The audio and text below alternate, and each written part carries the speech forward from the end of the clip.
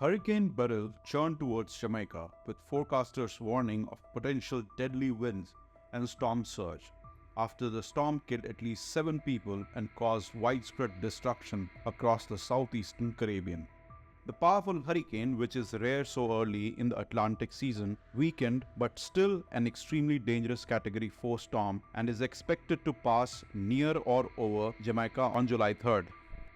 Extremely dangerous Category 4 Hurricane Beryl continuing to move very quickly west-northwestward across the Caribbean Sea. You can see the eye of Beryl in satellite imagery, currently located to the south of the Dominican Republic, about 420 miles to the east-southeast of Kingston, Jamaica, moving to the west-northwest at 22 miles per hour. So very quickly moving towards Jamaica. We're seeing rain bands and tropical storm force winds spreading across southern portions of Hispaniola, expecting flooding rainfall there. Very concerned about the potential for a direct landfall or direct impacts from the core of a major hurricane on Jamaica tomorrow, with bringing multiple life-threatening hazards, devastating winds in the core of a major hurricane, life-threatening storm surge, as well as life-threatening flash flooding from heavy rainfall. Beryl is still a very powerful Category 4 hurricane with maximum sustained winds of around 155 miles per hour this afternoon. You can still see the eye evident in satellite imagery.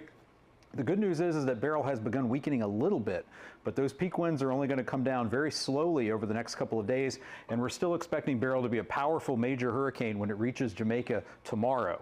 So we have hurricane warnings in place for Jamaica, now hurricane warnings issued for the Cayman Islands, tropical storm warnings for southern portions of Hispaniola, and a hurricane watch for the south coast of Haiti. Beryl is the first storm since U.S. National Hurricane Center records began to reach the Category 4 level in June and the earliest to reach Category 5 in July. A hurricane warning was in place for the island nation, according to the NHC, which said rain and flash flooding were to be expected in addition to the life-threatening wind and high water levels. In terms of the timing of arrival of those tropical storm force winds, when you need to be ready by, in Jamaica, it's going to be in the early morning hours tomorrow morning. So this is your last few hours to complete those preparations, follow any guidance or evacuation orders you've been given by local officials. We could see the potential, obviously, of the core of a major hurricane, Category 3 potentially, or Category 4, moving across Jamaica with the potential for devastating to catastrophic wind damage, widespread damage to homes, roofs, trees, power lines, infrastructure damage. It could bring widespread power outages. And there's the potential for storm surge of 5 to 8 feet above normal tide levels near and along the coast of Jamaica, near and to the right of where the center passes by. So that means in places like Kingston, elsewhere on the south coast, bays and harbors could see not just the storm surge above normal tide levels, but potentially devastating wave action on top of that storm surge, creating a life-threatening situation as well. Across Jamaica, emergency response preparation were underway, with shelters stocking up on provisions, people safeguarding their homes, and boats being pulled from the water.